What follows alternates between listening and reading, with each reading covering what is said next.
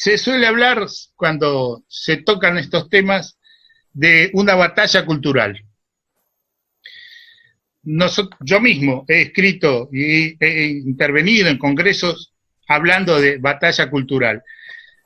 Pero si tenemos que ser un poco más precisos, vamos a reemplazar la palabra batalla, porque la batalla tiene un inicio, un desarrollo y un final previsible, donde se sabe que alguno va a ganar.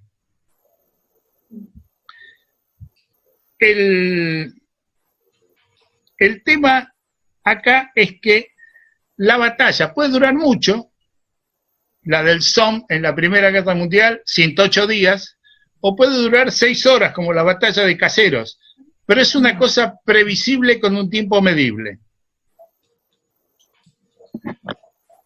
Lo que nosotros estamos hablando cuando referimos a este tema es de algo que se asemeja más a lo que se llamó una guerra prolongada, que es el desarrollo de Mao Zedong y Bo Guggenheim. O sea, un combate a largo plazo, en donde no sabemos cuál va a ser el resultado, no se puede prever el final, y digamos, esa batalla lo que busca es construir un orden simbólico expresado en el sentido común, un sentido común que manifiesta la integración social y política de un pueblo, como también los logros materiales alcanzados. No lo vamos a desarrollar, pero este es un punto importante. Ese sentido común que es parte del imaginario, donde se resumen aquellas creencias que ordenan la realidad de un pueblo, tiene que estar acompañado por logros materiales que sostienen ese imaginario. Bien, nuestra situacionalidad para analizar la cuestión está determinada por nuestra pertenencia al mundo latinoamericano, a los argentinos, y a ser parte de una cultura política que siempre se pensó nacional y popular.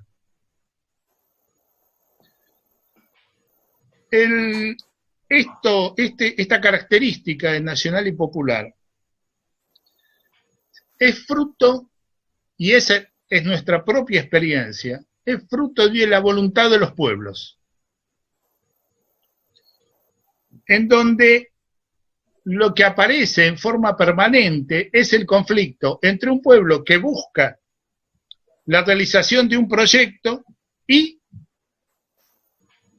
los imperios coloniales, los imperialismos, los grupos hegemónicos, de acuerdo en cada momento, que se oponen a eso. En ese enfrentamiento se da esto que nosotros llamamos una guerra prolongada, porque la clave es construir. Bien, decía entonces que la existencia de lo nacional y popular es fruto de una lucha.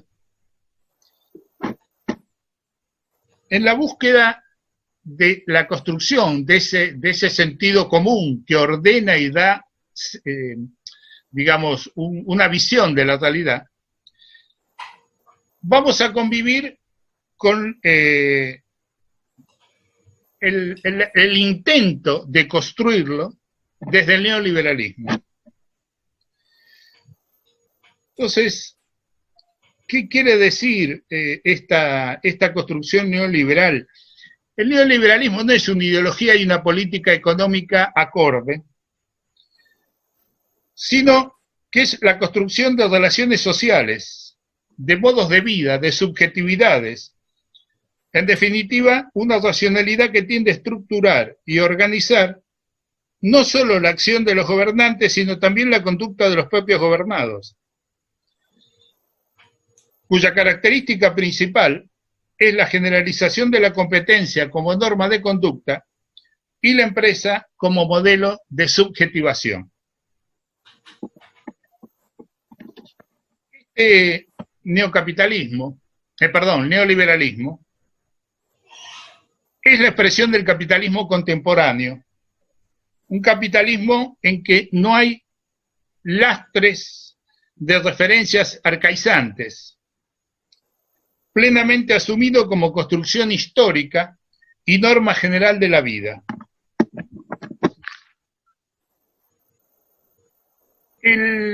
Esta pandemia del coronavirus que estamos pasando nos permite tener una visión desde la vida cotidiana de cuáles las consecuencias de una u otra forma de entender el sentido común. Frente a esto, podríamos decir que hay dos versiones. Una que parte de la solidaridad y que acepta el cumplimiento de una cuarentena porque antepone lo común a lo individual. Por otro lado, los amigos de el self-made man sostienen en su omnipotencia y su razón de entendederas que se violan los derechos individuales y buscan actuar según su capricho y en nombre del mercado. Las consecuencias de ambas acciones nos permiten comprender una nueva valoración de este tema que estamos tratando. En estos días han aparecido en nuestro país varios intentos de mostrar ejemplos que deberíamos tomar para actuar frente a esta pandemia. Lo interesante no es tanto cuáles son los ejemplos, muchos de ellos amañados, como denunció hace unos días nuestro presidente, sino ver la estructura de pensamiento que se da para ubicar cómo funciona eso del imaginario. Lo que aparece es que nosotros nunca podemos hacer las cosas bien. Por eso necesitamos modelos. Modelos que hacen otros.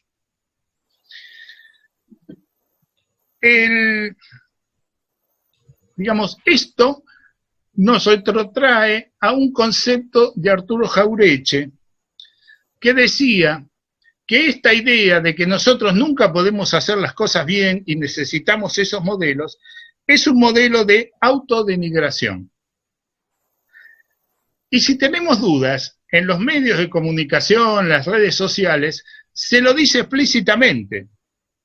Cuando se afirma que necesitamos de esos modelos, pero reconocen que ellos lo pudieron hacer, esos otros, porque tienen otra cultura y otra educación. Por eso hacen las cosas bien, no como nosotros. Esto es un imaginario social alimentado por el neoliberalismo en acción, en la vida cotidiana. Bien, vamos a hacer un poquito de historia. La modernidad europea es la expresión del movimiento expansivo del capitalismo, el cual siempre requirió, una forma de colonización mental para sostenerse. Esto es, crear estructuras educativas que permitan mostrar la dominación como un elemento de progreso.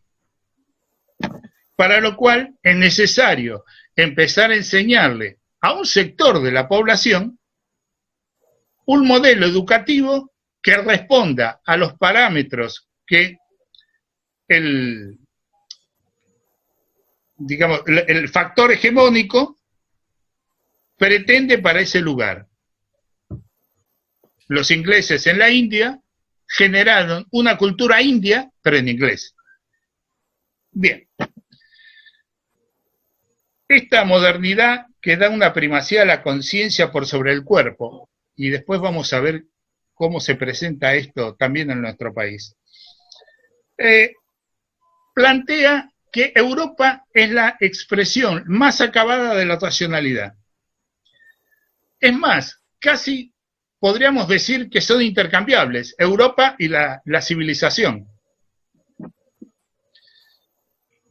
Y cuando Europa, cuando digo Europa me refiero a lo que Husserl llamaba la idea de Europa, que no es exactamente geográficamente solo Europa, sino que puede incorporar también a los Estados Unidos, por supuesto que a Rusia, etc. Entonces decía, cuando Europa coloniza un territorio con o sin presencia militar,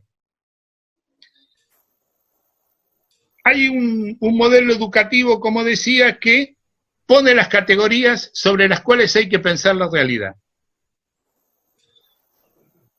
En ese sentido, sigue vigente lo que Lewis Carroll decía en Alicia a través del espejo. Las cosas serán lo que quien tiene el poder de nombrarlas quiera que sean. Si yo impongo las categorías con que se piensan, la realidad va a estar acorde con lo que yo quiero que sea. Un pensador mexicano, Emilio Uranga, decía que quien tiene la capacidad de ignorar la propia contingencia y accidentalidad y transformarla en una concepción universal es precisamente una prerrogativa de los fuertes. Aquellos que nombran la realidad creando categorías que, por el poder dominante que ejercen, las transforman en el eje comprensivo de toda realidad. Muy bien. Veremos varios ejemplos de ello.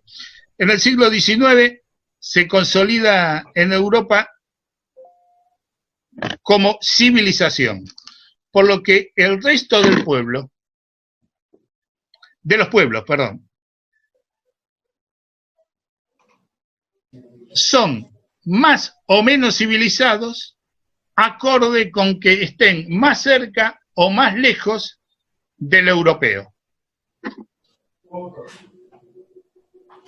En el siglo XX, los países más poderosos se consideran desarrollados y el resto, fuera de ese pequeño grupo que tienen un poder mundial, son más o menos subdesarrollados según se acerquen o no a el modelo vigente de desarrollo, con dos trampas.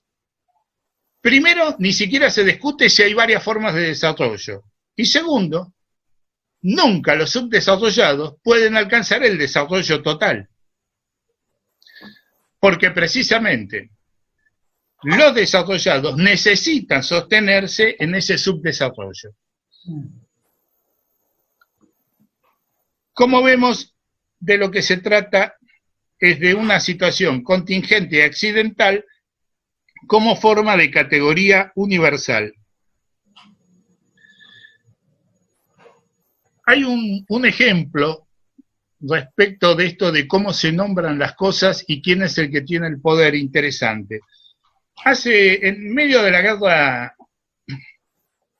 en Irak, la aviación estadounidense bombardea un lugar donde supuestamente había una reunión de terroristas de Al-Qaeda, que en realidad era el festejo de un casamiento, y produce una masacre. No fue una masacre, fueron acciones colaterales. O sea, quien tiene el poder de nombrar dice lo que eso es. Por eso los medios transmiten que por acciones colaterales hubo errores. Y ahí terminó.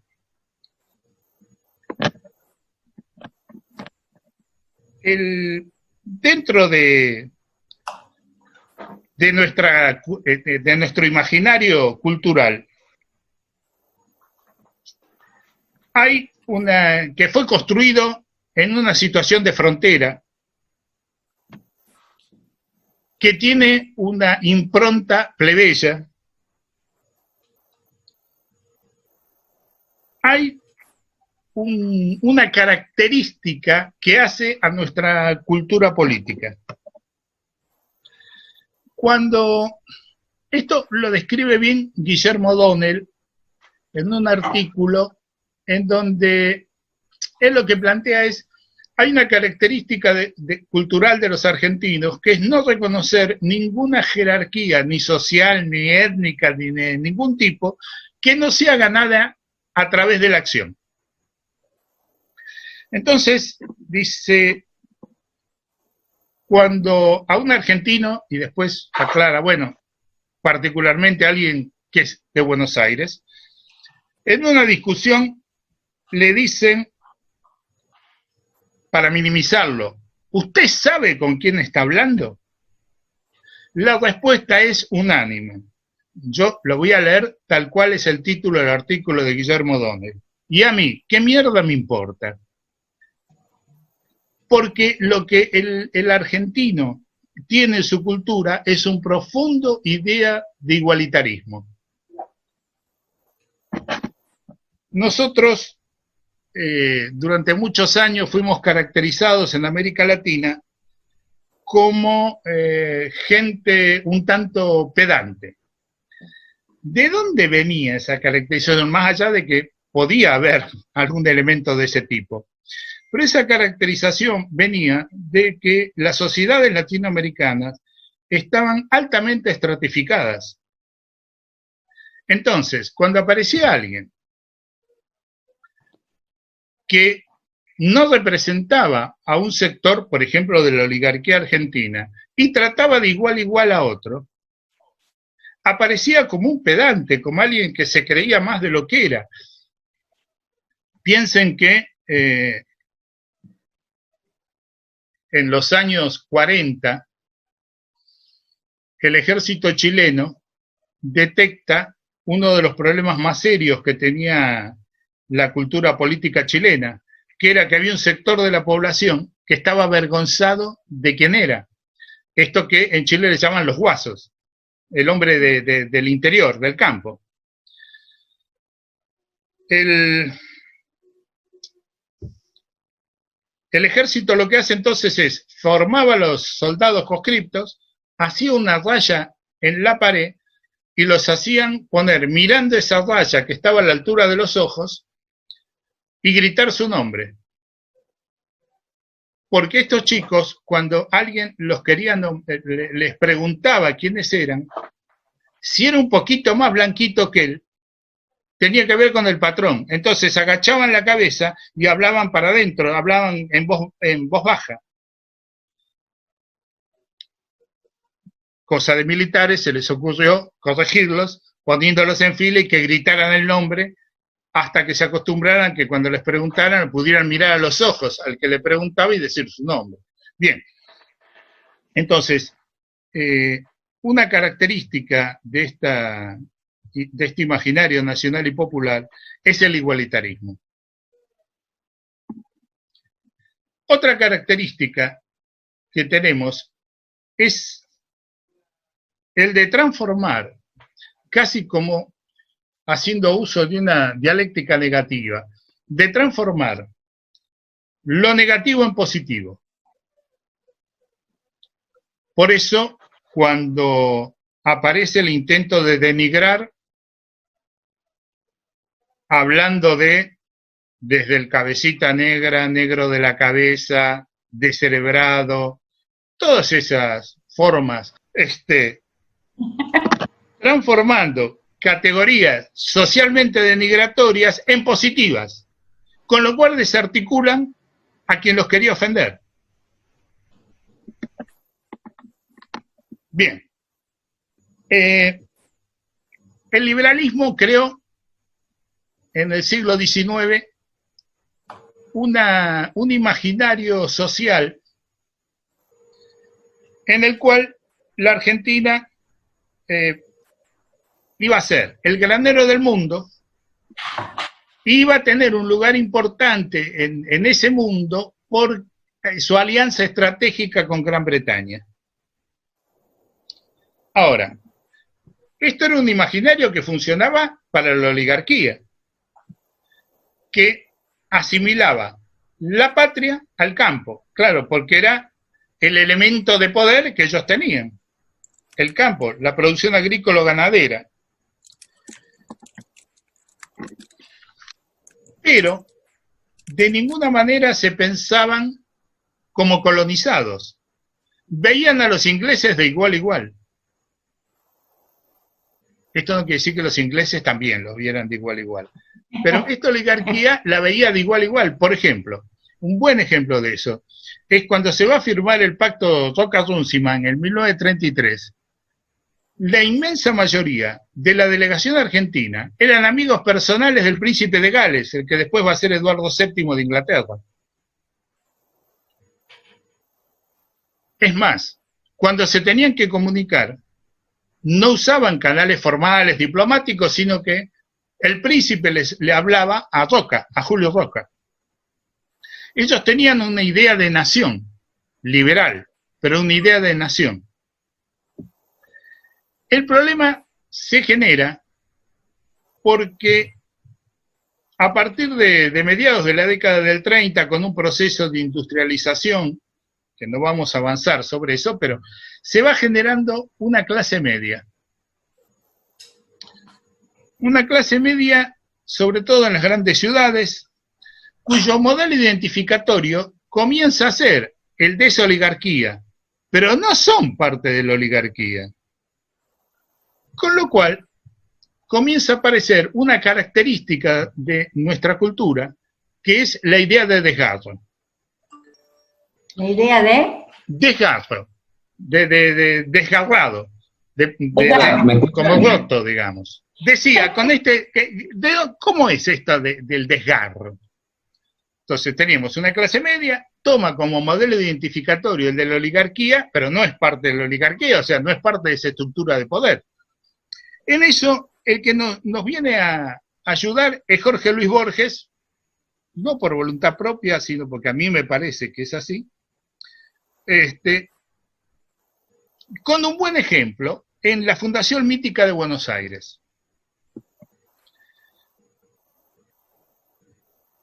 Ahí dice, y por este río de sueñera y de barro, que las proas vinieron a fundarme la patria, en donde aparece una ambigüedad cuando se refiere al origen. Y continúa diciendo, pensando bien la cosa, supondremos que el río es azulejo entonces, como oriundo del cielo. Entonces acá podemos parar un minuto y decir, bueno, primero, ¿por qué pensar bien? ¿Qué necesidad hay de no aceptar lo que es? Era así de barroso. Entonces, ¿por qué esta necesidad?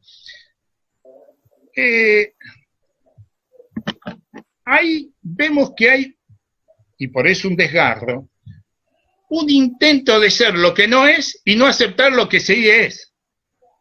Era barroso el río, pero no lo puedo aceptar porque eso es plebeyo y no se condice con mi modelo identificatorio. Por eso voy a hacer de cuenta que el agua era azuleja.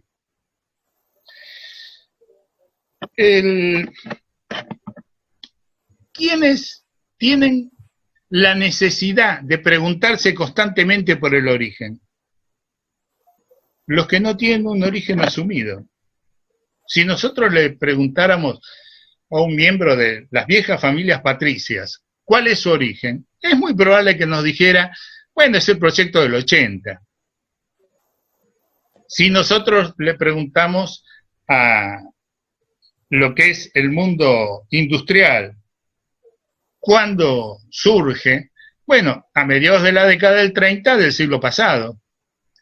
Los trabajadores organizados, 1945. ¿Y la clase media? Ah, no, esa es eterna. No tiene origen.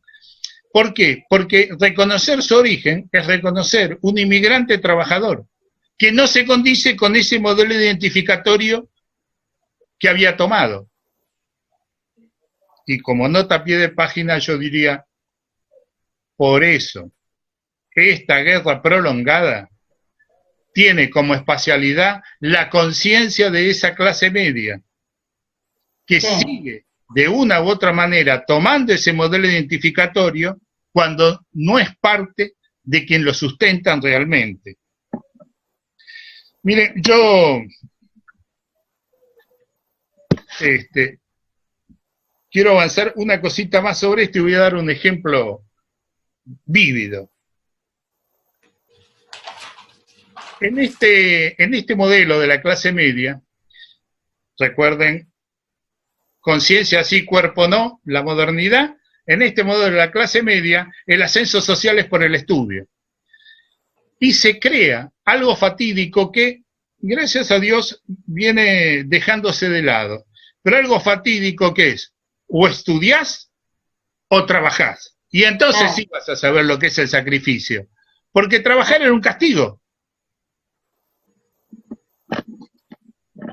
No daba ni prestigio social, ni suponía algún tipo de ascenso a partir del trabajo. Decía que iba a dar un ejemplo vívido porque yo hace unos años trabajé en el Congreso y había un secretario de una comisión de la Cámara de Diputados, que era un muchacho que era contador. Había estudiado en la UBA, se había recibido ya de 30 y pico de años, había empezado tarde, por decirlo de alguna manera. La carrera se había recibido. Y él comentaba que no podía pasar un invierno sin esquiar. Uno podía pensar, bueno, será nativo de Oslo, de Sangal, no, de Villa Domínico. Lo que pasa que era alguien de clase media, o sea, que había accedido a la clase media. Él venía de un hogar muy humilde, había accedido a la clase media, pero el modelo identificatorio, en lugar de reconocer que venía de un lugar humilde, que con trabajo, con esfuerzo había llegado, en el caso de él, a la universidad, a tener un título en la UBA, se salteaba a ese origen, lo negaba y quería aparecer como aquel modelo identificatorio de la vieja oligarquía. Bien.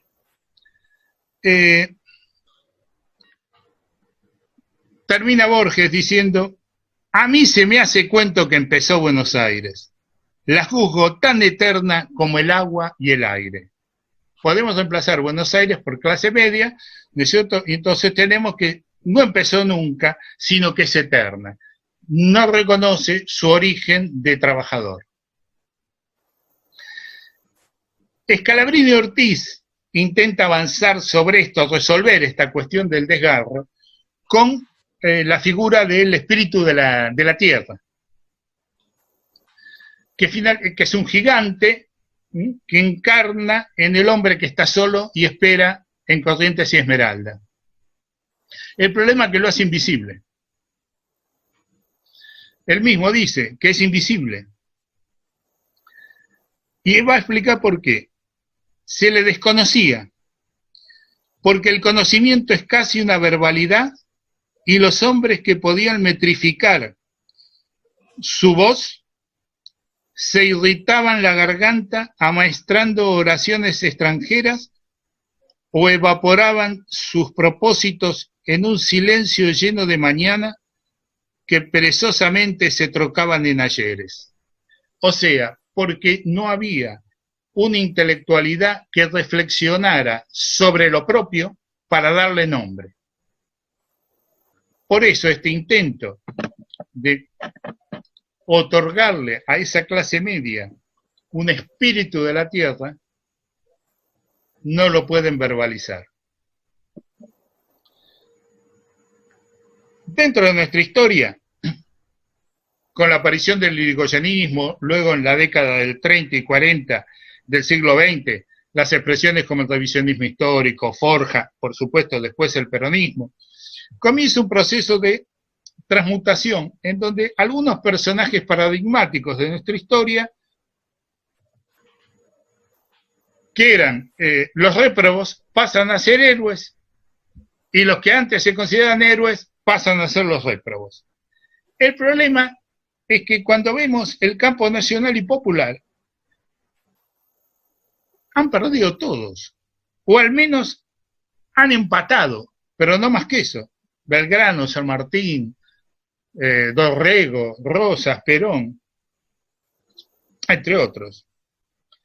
Y aparece una versión regurgitada del liberalismo, donde lo argentino es muestra de una sucesión de fracasos o empates, que justificaba primero la subordinación a la alianza estratégica con Inglaterra y luego el alineamiento con los Estados Unidos.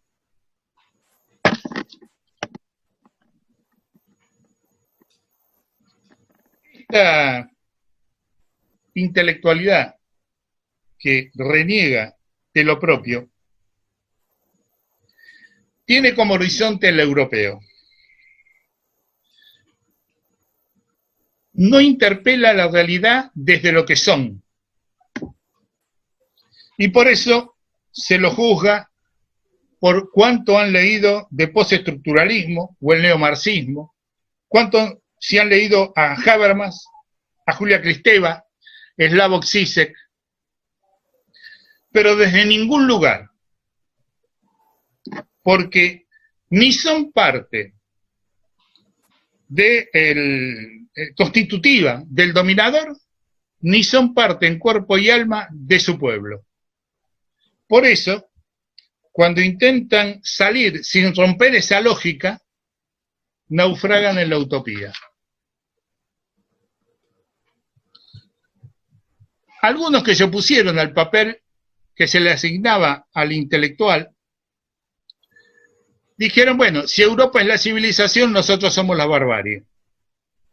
Sin darse cuenta que ya Sarmiento lo había aclarado, lo que une civilización y barbarie es una conjunción, no una disyunción. O sea, no hay civilización sin barbarie y ni barbarie sin civilización. Por lo cual, no podían romper esa lógica que se le imponía como sentido común a los argentinos. Hay un último ejemplo que quiero dar para ir cerrando esta introducción.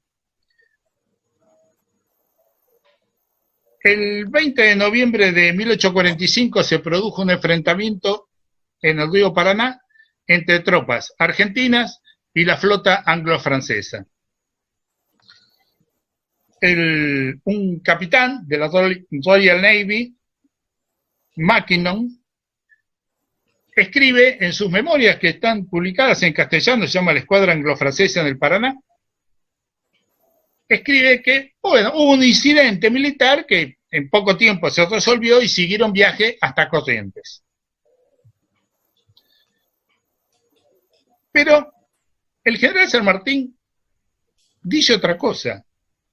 Dice que fue un triunfo, porque si bien reconoce el poder que tenía la flota anglo-francesa en el río, tuvieron que reconocer que no podían bajar a tierra porque iban a encontrar tierra arrasada y hostigamiento permanente. Y por eso lo felicita Rosas, finalmente después le deja en su testamento el sable. En la carta del 28 de diciembre de 1845 dice esto, que evidentemente ha sido un triunfo. Entonces deberíamos concluir que uno de los dos miente. De ninguna manera, sino que son parte de dos proyectos antitéticos. Por eso privilegian distintos aspectos de la realidad. ¿Dónde deberíamos colocarnos para leer este hecho? Eso es lo que está en disputa. En primer lugar, es una decisión personal dónde nos vamos a colocar. En segundo lugar, hay solo dos posibilidades. O se es parte de un proyecto popular o se niega el proyecto popular. No hay dos proyectos, hay un proyecto y su negación. Dos palabras ahora sobre lo que es, por qué la palabra disputa, que dijimos que reemplazaba al de batalla, etc. En la filosofía tiene una larga tradición, desde Boecio en el siglo VI, después de Cristo, se habla de disputar. Dice Boecio que allí interviene la investigación, la enseñanza, la pedagogía y la educación. Y cuando esto tomaba estado público, la disputa, que se habla de quaestio disputata, lo que apuntaba era a que el profesor universitario, el magíster, que sería el intelectual,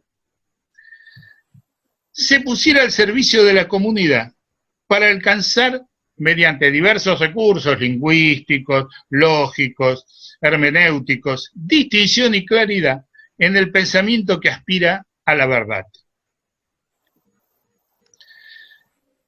El quid de esta disputa que nosotros planteamos no es una cuestión política, por el contrario, la política está imbuida de ella, pues se trata de la identidad cultural como otorgadora de sentido y orden de la realidad. Y el eje central de ese reconocimiento es la existencia del pueblo como sujeto de poder.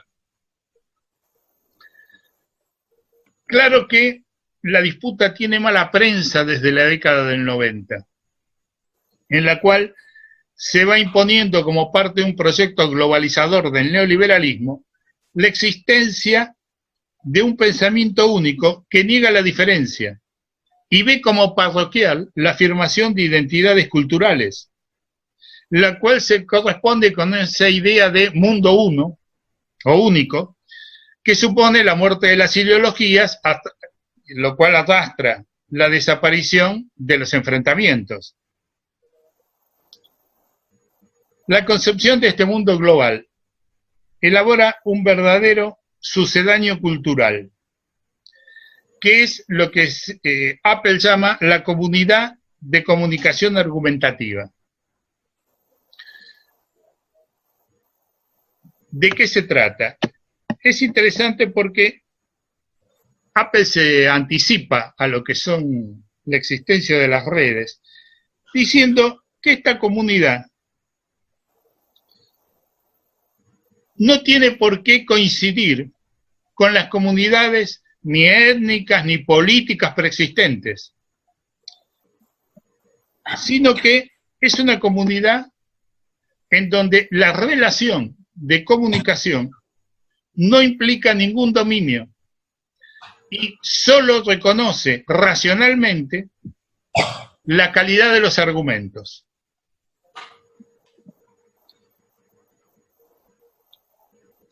Esto genera una serie de cuestiones bastante interesantes. En primer lugar, lo obvio. Destruye la lógica del poder, la niega. Pero hay otro elemento más importante que está detrás de esto. En el año 87, yo hice un curso en la Escuela Internacional de la Universidad de Chile. Ahí había un señor, Sergio Melvik, que era decano de Ciencias Económicas y pocos meses después del curso lo nombraron ministro de Planeamiento en el gobierno de Pinochet. Este hombre daba como ejemplo que históricamente el mundo social, las amistades, la novia, lo que sea, estaba determinado por la territorialidad. O sea, yo era amigo de los que vivían cerca de mi casa. O mi mundo social estaba constituido por la gente que conocía en la institución, donde estudiaba, donde trabajaba. Y decía, ahora, y él solo se refería al teléfono, ahora yo puedo hablar con mi amigo que vive en Los Ángeles y somos amigos y no nos vemos porque no vive cerca de mi casa.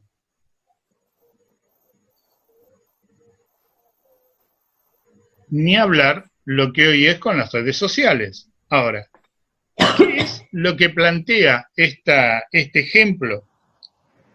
Que esta comunidad argumentativa lo que elimina es la espacialidad. Ya no hay más territorialidad, no hace falta ser parte de un espacio común. Pero a su vez, por su instantaneidad, liquida la idea de tiempo. El tiempo se transforma exactamente en eso, en instante. Entonces, no hay espacio, no hay tiempo. Todo es instantáneo. La herramienta para que esto pueda ocurrir es un cambio en lo que, digamos, en la forma de concebir el mundo. Empieza a aparecer la tecnología no como la herramienta tecnológica, sino como una forma de pensar las relaciones humanas. De esto parece derivar lo que Habermas dice de la disolución de lo nacional. Dice, ya no existe como antaño formas concretas de interrelación, tradiciones, culturas, etcétera, que conforman un pueblo, sino que el nacionalismo se hace cada vez más abstracto. Y él termina hablando del patriotismo constitucional, que es una cosa absolutamente abstracta. Este mundo uno globalizado se deslegitima la existencia de un otro distinto, apareciendo como parte del sentido común un rechazo a la disputa. ¿Y qué es lo que aparece?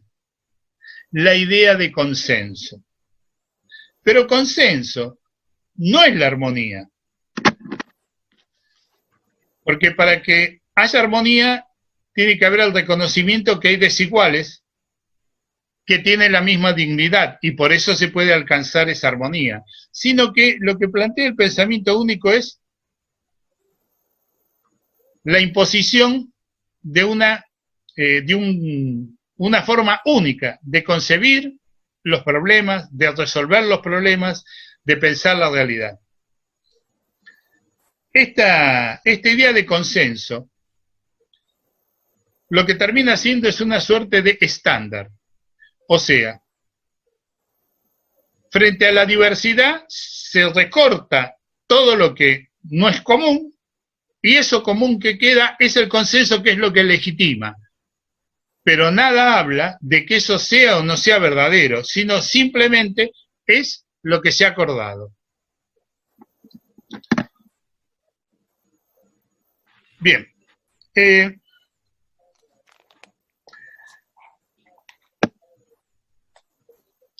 Esta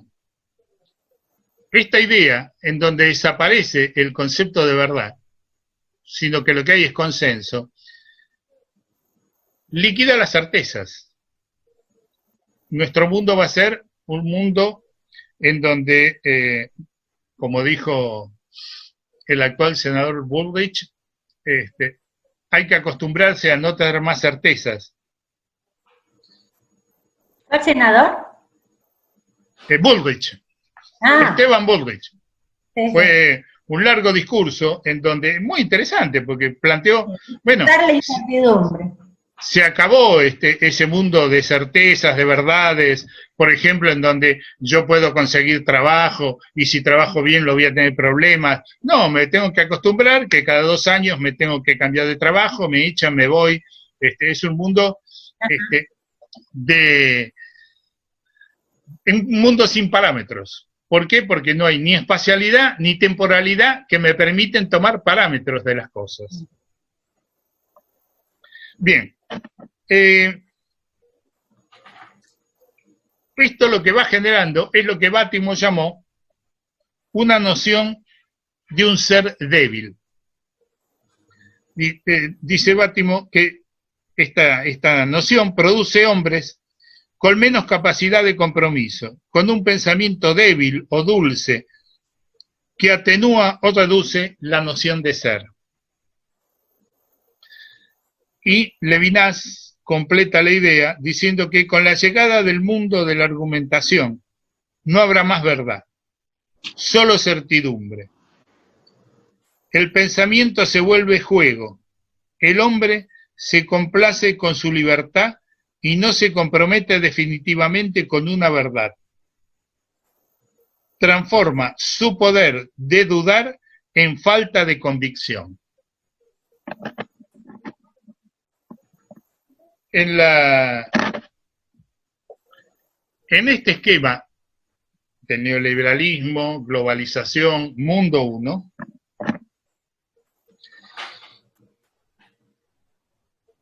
las identidades culturales son puestas como una diferencia que está fuera de este mundo. Por lo tanto, desde el mundo 1 no se las reconoce. Y cuando se intenta confrontar con este mundo 1 desde esas identidades, lo que aparece es que el neoliberalismo y la globalización son lo que Carl Schmitt llamaba el enemigo. El enemigo como hostis en griego, que es el enemigo vital, es él o yo. No es el enemigo con el cual puede haber en algún momento negociación, es él o yo. O sea que el otro aparece como exclusión. Esta idea de colonizar mentalidades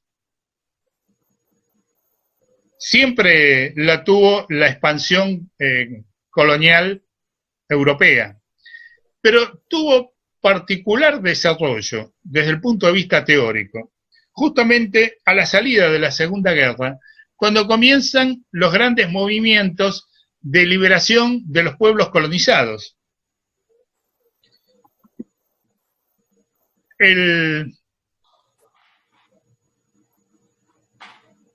Los franceses, que son los primeros que teorizan sobre esto a partir de su experiencia en Indochina y luego en Argelia, van a plantear, es el general Jacques Jouard, en el año 57, que fue el año en que empezaron a venir a la Argentina estos franceses, va a decir que es necesario generar un dominio psicopolítico sobre la población del desmantelamiento de la infraestructura política. Esto es, crear intensamente una educación a partir de categorías que no sean las de la identidad popular o nacional y popular. Yo diría de parar acá y conversar un poco entre nosotros esta cuestión de la disparidad entre un imaginario social inspirado por el neoliberalismo, un imaginario social inspirado por lo nacional y popular, porque lo que nos muestra que el terreno de combate, como decíamos hace un rato, es la conciencia de la clase media. Nosotros podríamos pensar una sociedad con una cuña. Esa cuña, en una época la podíamos haber llamado la oligarquía agrícola-ganadera, en otro momento lo podemos llamar el capital financiero, pero esa cuña responde a intereses no nacionales. Niega la nación misma, niega la existencia de un pueblo. Hay un sector que podríamos llamar es la constitución misma de ese pueblo, que no es toda la población, lo vamos a ver más adelante eso, no es toda la población, hay una confusión permanente, incluso en la CLAU, respecto de que pueblo y población no es lo mismo. Pueblo es un concepto político, población es un concepto demográfico. No tiene nada que ver una cosa con la otra. Decía entonces que hay un pueblo que recrea un proyecto político y en el medio están los sectores, esos sectores, la clase media, sectores intermedios, como lo tratamos de llamar, sobre los cuales ambos formas de imaginario están operando. Por eso decíamos, ese es el terreno de lucha. Ambos sectores están operando allí. las formas en que lo nacional y popular avanza o retrocede en ese campo nunca son definitivas. Por eso la idea de guerra prolongada. Nunca son definitivas.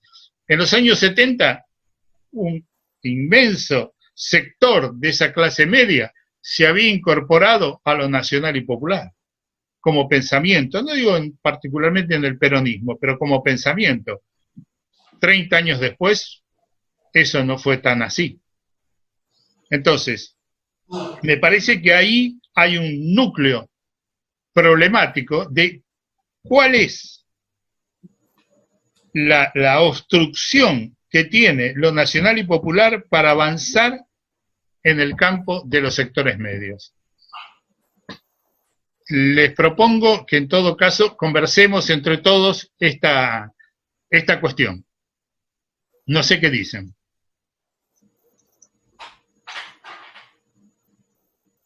De acuerdo. Yo quería hacer un comentario previo antes y una pregunta, Alfredo, si te parece. Sí. Con relación con lo que mencionabas del igualitarismo, Sí. Es común a todos los viajeros de principio del 19 que llegan acá, se impresionan mucho con la dignidad del gaucho. Hay viajeros ingleses y franceses, sobre todo, que dicen, comparado con los sectores más humildes de Inglaterra que estaban sufriendo la revolución industrial y que estaban a un nivel casi infrahumano, se encuentran con gente de pie, con dignidad. Y a mí eso siempre me provocaba preguntas, ¿no? Una vez encontré una anécdota de Eduardo Astezano, que cuenta que don Félix de Azara fue enviado por Carlos III, allá por 1770 y pico, a delimitar la línea que dividía las posesiones españolas de las portuguesas. Y necesitaba un vaquiano. Entonces, fue a un gaucho y le dijo, si usted quiere ser mi vaquiano, yo le puedo pagar muy bien. Y dicen, la leyenda, que el gaucho le contestó, y si usted quiere ser mi vaquiano, yo también le puedo pagar bien. Con lo cual, ahí ¿qué hay para mí?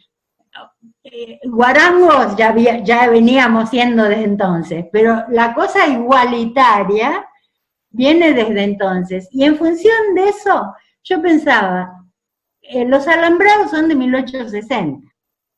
Sí. Y Pedro de Mendoza, Mendoza trajo caballos. Garay trajo vaquitas, y las vaquitas se reprodujeron. Las pampas y las vacas eran de todos. Los gauchos no tenían que ir al pie de nadie. Claro. Para comer. Para mí esa es una de las bases del igualitarismo argentino. Sí, seguramente alimentado también por el resto de la inmigración que vino muy pobre. Acá no había riquezas, así que ni en la colonia hubo nobleza, ni después vinieron familias ricas, sino que los que venían era, como decían los españoles, estamos como cuando vinimos de España, querían decir, en la miseria total. Entonces, yo creo que también ahí hay un refuerzo de esta idea de lo igualitario, ¿no? Así es. En el caso que vos mencionás, más como una conquista, ¿no? Por eso trabajando se progresa y demás. Lo otro que te quería preguntar era, con respecto al texto de O'Donnell. Sí. Está muy interesante ese texto para trabajarlo. Me gustaría por ahí trabajarlo la vez que viene o la otra, porque compara las dos estructuras sociales a través de Brasil y Argentina, a través de Río y Buenos Aires. Yo creo que es bien interesante. Y lo que te quería preguntar, el mexicano que mencionaste. Uranga, sí. Uranga. ¿La referencia después nos la podés mandar o...? Te la digo ya, es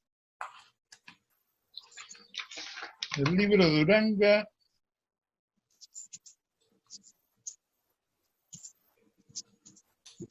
Uranga, Emilio. Análisis del ser mexicano. Es el libro donde él plantea esto. Está editado por Porrúa, la primera edición desde el año 52. Ah, mirá qué interesante. Escuchá, Uranga, ¿cuánto es? Manuel, creo que dije. No, Emilio. Emilio Uranga. Perfecto, muchas gracias. Hola, Sí. ¿me escuchan? Bueno, sí. Ley de Mar, Horacio Guilini, saludo a todas y a todos. Ley de Mar fue cuando me puse muy sobre la hora a conectar, la notebook se puso a actualizar. Todavía está terminando. Así que estoy con el teléfono. Y no manejo bien el tema del video, por eso estoy con audio solo. Bueno, muy bueno, Alfredo, realmente muy linda tu exposición, la pude escuchar toda. Aparte pude también leer el artículo de la revista al cual te referencias. Sí. Realmente muy interesante.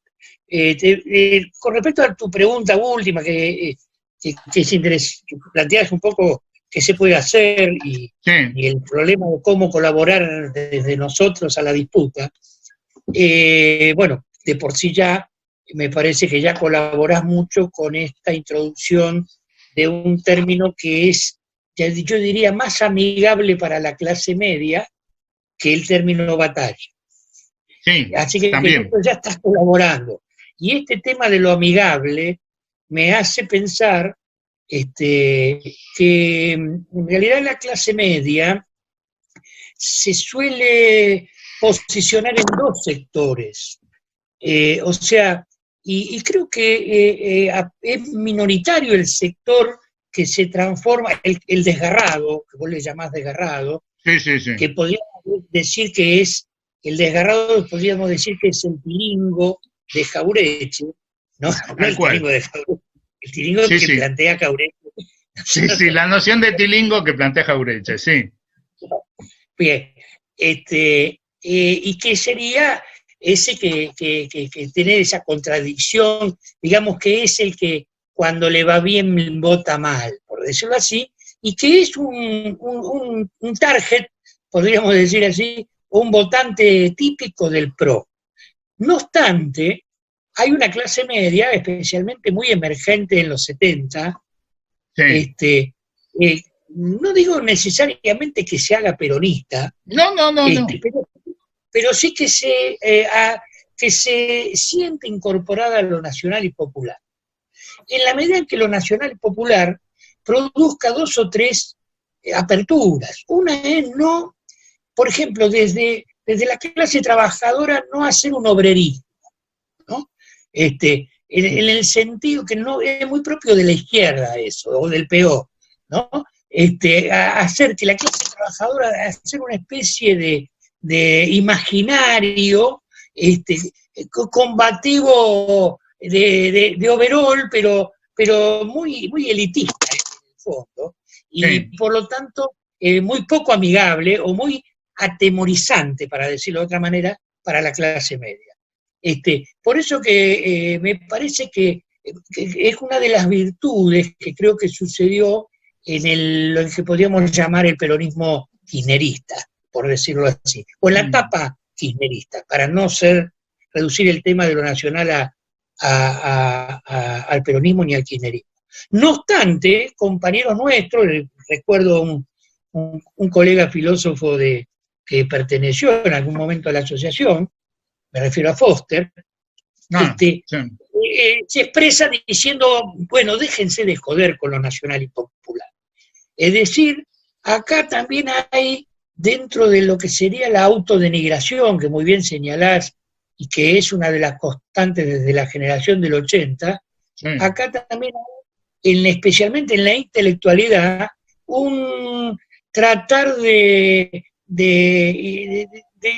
desprenderse de lo nacional y popular, porque en el fondo creo que hay una mala concepción de la esencial pertenencia a lo local, ¿no? El genius loci, a lo local, una esencial pertenencia de la persona humana a sus raíces. Y creo que ese desarraigo de cierta intelectualidad progresista, podríamos decir, a pesar de que integran el campo popular, creo que no lo contribuyen porque niegan lo propio, y creo que una forma de contribuir, aparte de este pensar situado, es tratar de ver cómo se puede divulgar, fomentar, esparcir el arte. Yo creo que el arte, estoy pensando en un Yupanqui, estoy pensando en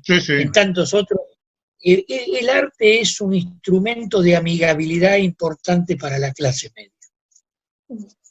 De hecho, en los 70 funcionó así. Acordate, vos tenés más o menos mi edad.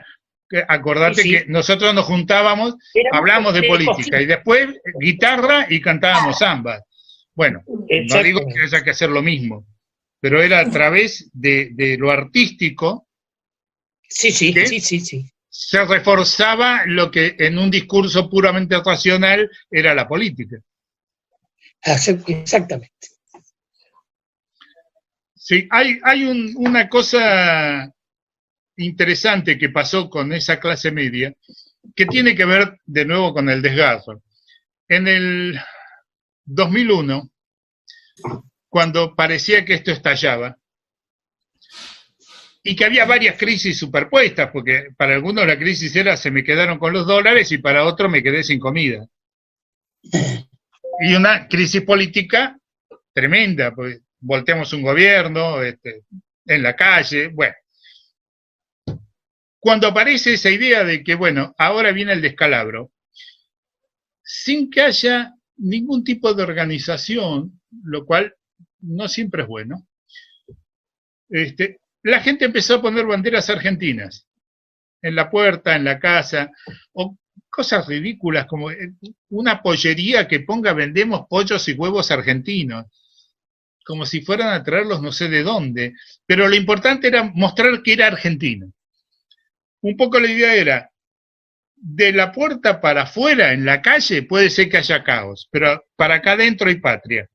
Hay hogar, hay patria, hay un pueblo argentino que está acá adentro.